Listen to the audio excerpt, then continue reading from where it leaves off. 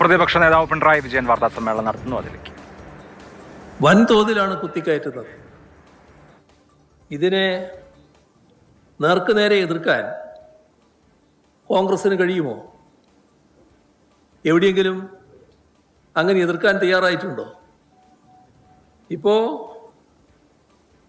ചുരുങ്ങിയ നാളുകളാണ് UDF government അധികാരത്തിൽ വന്നിട്ടായത്. ഈ നാളുകൾക്കുള്ളിൽ തന്നെ കേരളത്തിൽ സംഘപരിവാറിന് മുന്നിൽ കീഴ്പ്പെട്ട് മുന്നോട്ട് പോകുന്ന നിലയാണ് UDF സർക്കാർ സ്വീകരിക്കുന്നത്. നമ്മുടെ സംസ്ഥാനത്ത് കണ്ട കാര്യങ്ങൾ ഒന്നും വിശദമാക്കുന്നില്ല. വന്ദേ മാതരത്തിൻ്റെ കാര്യം, സർവകലാശാലകളിൽ RSSകാരെ കുത്തിത്തിണക്കുന്ന പ്രശ്നം, വഖഫ് ബോർഡിൻ്റെ പ്രശ്നം, ഇതിൻ്റെ മറ്റൊരു പതിപ്പാണല്ലോ. അതിൻ്റെയും ആവർത്തനത്തിലേക്ക് പോകുന്നില്ല. അമുസ്ലിങ്ങളെ വഖഫ് ബോർഡിൽ നിയമിച്ചോളാം എന്ന നിലപാടല്ലേ UDF സർക്കാർ സ്വീകരിച്ചിട്ടുള്ളത്. ഇങ്ങനെയുള്ള അനേകം വിഷയങ്ങളിൽ സ്വീകരിക്കുന്ന നിലപാട് പൂർണ്ണമായും വ്യക്തമാക്കുന്നത് RSS വിധേയത്വമാണ്.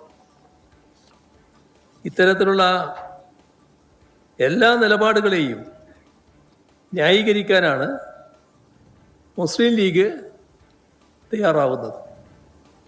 മതനിരപേക്ഷതക്കും മതസ്വാതന്ത്ര്യത്തിനും ഭംഗം വരുത്തുന്ന പൊതുവായ നടപടികൾ, ഇത്തരം നിലപാടുകൾ, ഇതിനെതിരെ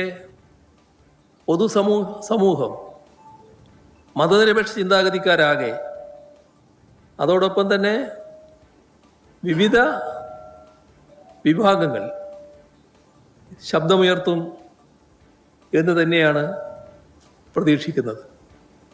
സംഘപരിവാർ വിധേയത്വത്തിൽ നിന്ന് പിന്തിരിയാൻ UDFും UDF സർക്കാരും തയ്യാറല്ല എന്നതാണ് അവർ സ്വീകരിക്കുന്ന നടപടികൾ വ്യക്തമാക്കുന്നത്. ഇത് കൂടുതൽ ആശങ്കയുയർത്തുന്ന കാര്യമാണ്.